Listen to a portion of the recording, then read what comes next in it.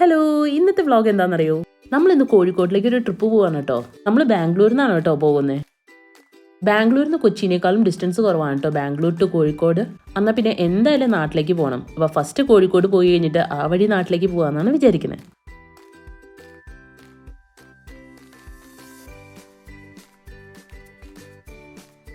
കോഴിക്കോട് പോവുകയാണെങ്കിൽ നമ്മൾ മൈസൂർ വഴിയാണ് കേട്ടോ പോകുന്നത്.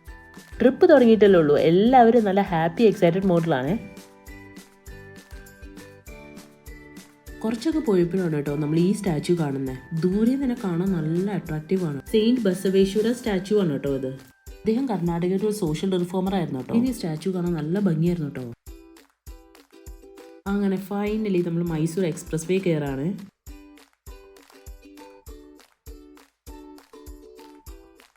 കുറച്ച് നേരം കഴിഞ്ഞപ്പോഴേക്കും ഞങ്ങൾക്ക് പതുക്കെ ക്ഷീണമായി തുടങ്ങി കേട്ടോ.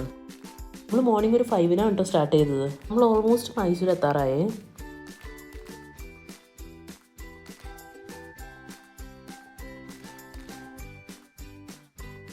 കുറച്ചുകൂടി ഡിസ്റ്റൻസ് അങ്ങോട്ട് കവർ ചെയ്ത് കഴിഞ്ഞപ്പോൾ ഫുൾ കോടയായിരുന്നു. അടുത്തുള്ള വണ്ടികളെ പോലും നമുക്ക് കാണാൻ പറ്റുന്നുണ്ടായിരുന്നില്ല, അതുപോലെ കോടയായിരുന്നു. ടൈം ഏകദേശം ഒരു 9 മണിയാണ് കേട്ടോ. എന്നിട്ടാണ് നമ്മൾ ഇത്രയും കോട കാണുന്നത്. അല്ലെങ്കിൽ ഇപ്പോൾ നല്ല മഞ്ഞുള്ള ടൈമാണ് കേട്ടോ ബാംഗ്ലൂരും.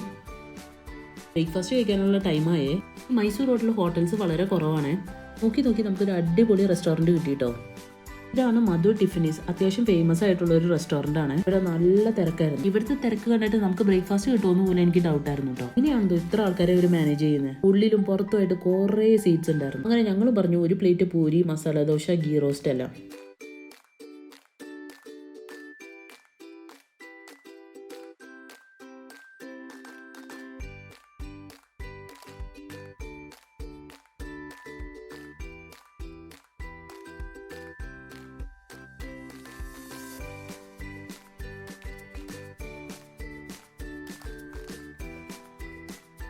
നല്ല അടിപൊളി ഫുഡായിരുന്നു കേട്ടോ. സാധാരണ നമുക്ക് കിട്ടുന്ന മസാല ദോശയും ഗീ റോസ്റ്റും മാതിരി ആയിരുന്നില്ല കേട്ടോ ഇത്. റോസ്റ്റിലും മസാല ദോശയിലും എല്ലാം പൊടി മസാല ഇട്ടിട്ട് നല്ല അടിപൊളി ടേസ്റ്റ് ആയിരുന്നു കേട്ടോ. പൂരി ഞാൻ ടേസ്റ്റ് ചെയ്ത് നോക്കി കേട്ടോ, അതും നല്ല അടിപൊളിയായിരുന്നു. എൻ്റെ മസാല ദോശ കുറച്ച് ലേറ്റ് ആയിട്ടാണ് കേട്ടോ വന്നത്. ഇവരുടെ ഓൾമോസ്റ്റ് തീരാറേ. അങ്ങനെ മസാല ദോശ വന്നു കേട്ടോ, ഒന്നും പറയാനില്ല, അടിപൊളി ടേസ്റ്റ് ആയിരുന്നു കേട്ടോ, നല്ല ക്രിസ്പി.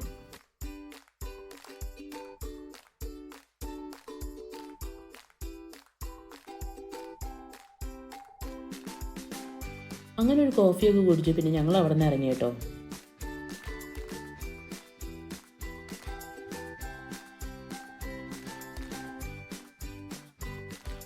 കുറച്ചങ്ങ് പോയി കഴിഞ്ഞപ്പോഴാണ് നമ്മൾ മൈസൂർ പാലസ് എത്താറായേ. ഇതാണ് നമ്മുടെ ബ്യൂട്ടിഫുൾ മൈസൂർ പാലസ്. ഞങ്ങൾ ഇതിനു മുമ്പ് ഇവിടെ വന്നിട്ടുണ്ട് കേട്ടോ. ദസറയുടെ സമയത്താണ് കേട്ടോ ഞങ്ങൾ വന്നേ. ആ സമയത്ത് മൈസൂർ പാലസ് കാണാൻ നല്ല അടിപൊളിയാണ് കേട്ടോ.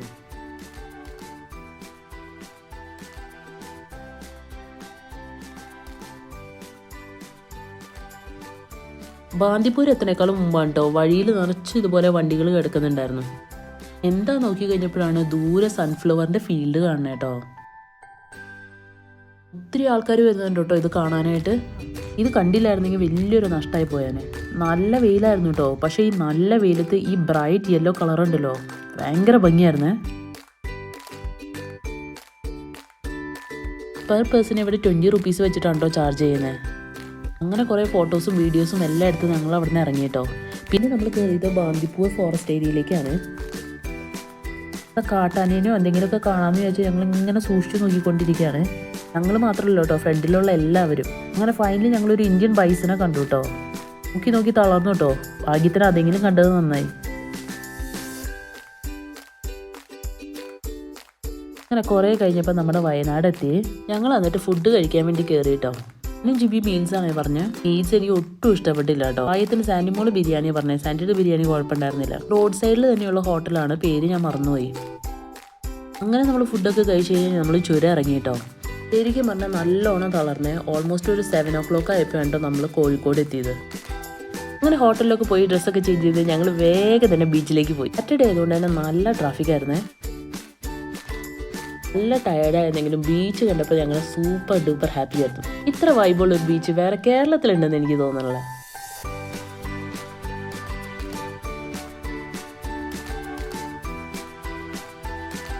വീക്കെൻഡ് ആയതുകൊണ്ട് തന്നെ കോഴിക്കോടത്തെ കംപ്ലീറ്റ് ആൾക്കാർ ഇവിടെ ഉണ്ടെന്ന് തോന്നുന്നത്. എല്ലാവരും ഫുൾ ഫാമിലി ആയിട്ട് എൻജോയ് ചെയ്യാൻ വേണ്ടി വന്നേക്കാണ്. ഇവിടുത്തെ ബീച്ചിന്റെ മേജർ അട്രാക്ഷൻ എന്ന് പറയുന്നതാണ് ഈ കാണുന്ന ഐറ്റംസ്. ഇത് ഒന്നും രണ്ടൊന്നല്ല കേട്ടോ, അങ്ങോട്ട് നീണ്ടു നിവർന്നാട് കിടക്കുക. ഞാനിവിടെ വന്നപ്പോൾ കഴിക്കാൻ ആഗ്രഹിച്ച ഒരു സാധനമാണ് കേട്ടോ ഈ കല്ലുമ്മക്കായ. കുറേ പ്രാവശ്യം പറഞ്ഞു കേട്ടിട്ടുണ്ടെങ്കിലും ഞാൻ ഇതുവരെ കഴിച്ചിട്ടില്ല. ജിബി ഒരു പ്ലേറ്റ് കാടമുട്ടയാണ് കേട്ടോ പറഞ്ഞത്. ഞാനും സാൻഡിമോളാണ് കല്ലുമ്മക്കായ പറഞ്ഞ്. ഒന്നും പറയാനില്ല കേട്ടോ, നല്ല അടിപൊളി ടേസ്റ്റ് ആയിരുന്നു. ഞങ്ങൾ ചുരുങ്ങിയത് ഒരു 2-3 പ്ലേറ്റ് എങ്കിലും വാങ്ങിച്ച് കഴിച്ചിട്ടുണ്ട് കേട്ടോ.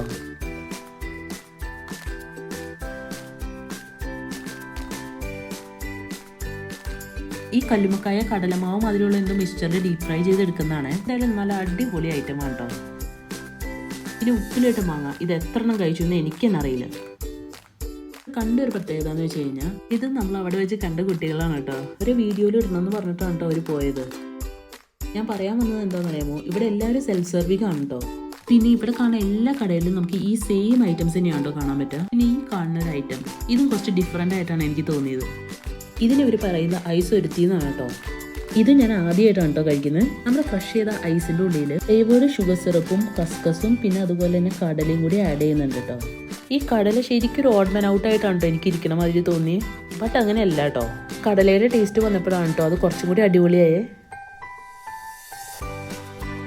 അപ്പോൾ ഇതാണ് കേട്ടോ നമ്മുടെ ഫൈനൽ ഐറ്റം.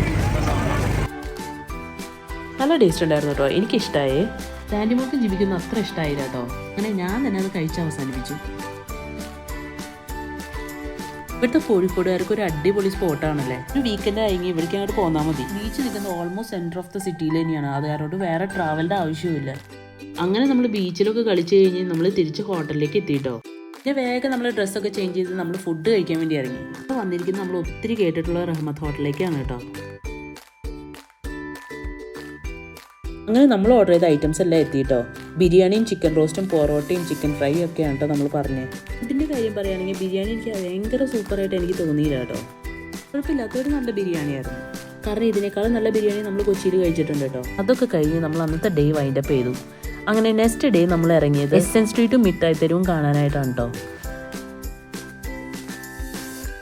അന്ന് സൺഡേ ആയതുകൊണ്ട് തന്നെ സൺഡേ മാർക്കറ്റ് ഓണാണെന്നാണ് ഇവിടെ എല്ലാവരും പറഞ്ഞത്. ഈ കാണുന്ന ബോട്ടിലിൽ 2 ഞങ്ങൾ വാങ്ങിച്ചു കേട്ടോ. ഈ സ്ട്രീറ്റിൽ കൂടെ കയറി കഴിഞ്ഞാൽ മൊത്തം ഒച്ചയും ബഹളമാണ് കേട്ടോ. എല്ലാവരും സൺഡേ ആയതുകൊണ്ട് തന്നെ ഇറങ്ങിയേക്കാണ് കേട്ടോ ഷോപ്പിങ്ങിന് വേണ്ടി. ഒത്തിരി അധികം ഹാപ്പി ഫേസസും കുറേ അധികം നോക്കി പിടിപ്പിക്കുന്ന ചേട്ടന്മാരും ഇവിടെ കാണാം കേട്ടോ.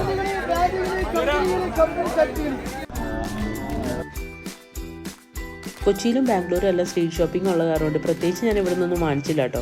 കുറേ ഷോപ്സുകളെല്ലാം ഇങ്ങനെ നടന്നു കണ്ടു. കുറച്ച് സ്ട്രെയിറ്റ് നടന്നു കഴിഞ്ഞാൽ നമുക്ക് പിന്നെ ഫുള്ള് ഹൽവയുടെ ഷോപ്സുകളാണ് കേട്ടോ കാണാൻ പറ്റുന്നത്. കുറേ ഡിഫറെൻറ്റ് കളേഴ്സിലുള്ള ഹൽവാസ് നമുക്ക് കാണാൻ പറ്റും കേട്ടോ. അങ്ങനെ നമ്മൾ അടുത്ത് കണ്ട ഒരു ഹൽവ ഷോപ്പിൽ കയറി. ഇത് കണ്ടില്ലേ, എന്തൊരു ഭംഗിയല്ല ഇത് കാണാനായിട്ട്. ഈ കാണുന്ന ഓൾമോസ്റ്റ് എല്ലാ വെറൈറ്റീസും നമുക്ക് ടേസ്റ്റ് ചെയ്യാൻ വേണ്ടി തന്നിട്ടുണ്ട് കേട്ടോ.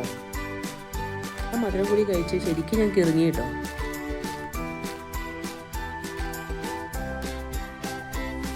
കുറേ വെറൈറ്റീസ് തന്നു കഴിഞ്ഞപ്പോൾ ലാസ്റ്റ് ടേസ്റ്റ് ഒന്നും മനസ്സിലാവാണ്ടായിട്ടോ. ഫുൾ മധുരം തന്നെ. അവസാനം ഞങ്ങൾ വാങ്ങിച്ചത് ആദ്യം തന്നെ ബ്ലാക്ക് ഹലുവയാണ് കേട്ടോ. അത് ഞങ്ങൾ 2 വീട്ടിലേക്കും പാക്ക് ചെയ്ത് വാങ്ങിച്ചു കേട്ടോ. ഇത് കണ്ടില്ലേ, ഇതുപോലെ ബോക്സ് ആയിട്ട് വാങ്ങാനും കിട്ടും കേട്ടോ. ഇതിലെ എല്ലാ ഫ്ലേവേഴ്സും നമുക്ക് ഇഷ്ടപ്പെടണമെന്നില്ല. അങ്ങനെ നമ്മൾ ഹൽവയൊക്കെ വാങ്ങിച്ച് നമ്മൾ അവിടെ നിന്ന് ഇറങ്ങി കേട്ടോ.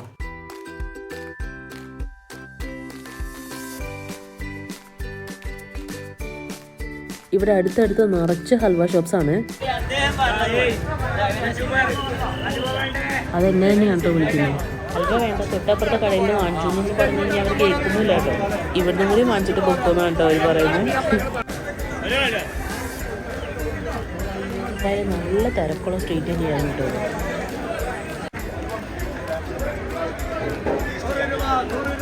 ഹലുവ ടേസ്റ്റി അവളോട് ഇരിക്കുന്നു. ഗോതമ്പ് ഹലുവ, ഇളനീര് ഹലുവ,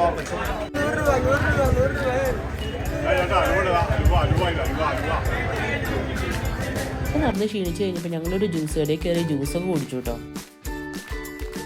അങ്ങനെ നമ്മുടെ ഡേ അങ്ങ് വൈൻഡപ്പ് ആക്കി കേട്ടോ.